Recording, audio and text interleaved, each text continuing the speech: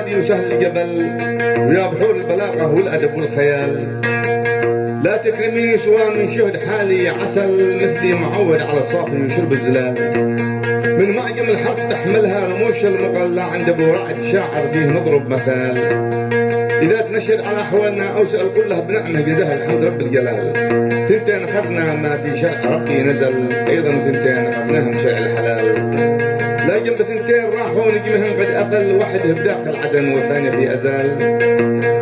كلمات الشاعر حمود السعدي اليافعي، وهي مرسلة إلى الشاعر أبو رعد الغضن الحجاجي، بنا الفنان مسعد الحافظ الدرحاني.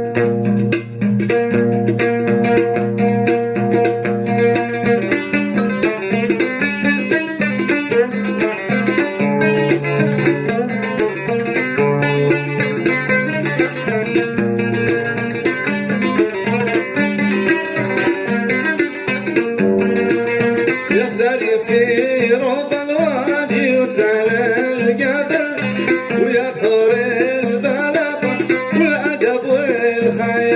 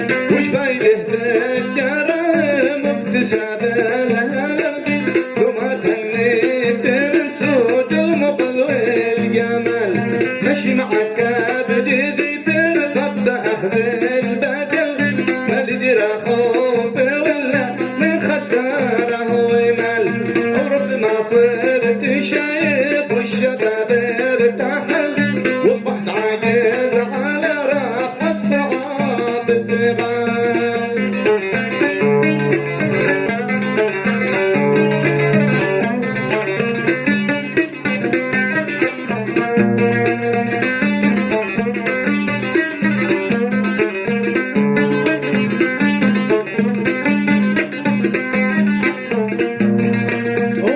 ما صرت شايب والشباب ارتحل واصبحت عاجز على رفع الصعاب الثقل اسمع كلامي واخذ من نعسات السبل تعيد ايام عمرك بالهنا والغبال نرجع على الكبد تتعدي جسور الكسل لا تحرم النفس من اجل مراه والعيال ارزم على الكبد تتعدي جسور الكسل لا تحرم النفس من اجل المراه والعيال شباتنا في سبان السعدي ده انت بطل اشبح في الراس ذي مال وعليه العبال شباتنا في